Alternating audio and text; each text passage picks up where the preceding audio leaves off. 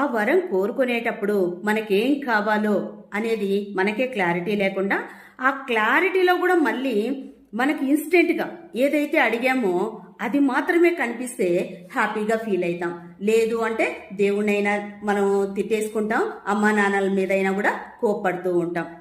మనం అడిగినటువంటి కోరిక ఏంటి, నిజంగానే అదే వచ్చిందా, వేరేదేదన్నా వచ్చిందా అనే విషయాన్ని మనం గమనించకుండా డిస్టర్బ్ అయిపోయి నెగిటివ్ థాట్స్, నేను ఏదేదో కోరుకున్నాను దేవుడు నాకు ఏమీ ఇవ్వలేదు, ఆ దేవుడు మర్చిపోయినట్టున్నాడు నన్ను, దేవుడు అసలు ఉన్నాడా అని దేవుణ్ణి మార్చేస్తాం. టీచర్స్ అయితే టీచర్స్ని ఇష్టపడేటటువంటి టీచర్స్ని మారుస్తూ ఉంటాం, పేరెంట్స్ మీద కోపడుతూ ఉంటాం, సొసైటీ మీద నెగిటివ్గా బ్లేమ్ చేస్తూ ఉంటాం.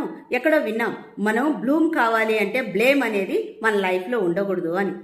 మరి అలాంటప్పుడు ఈ బ్లేమ్ ఒకటి కావాలనుకున్నప్పుడు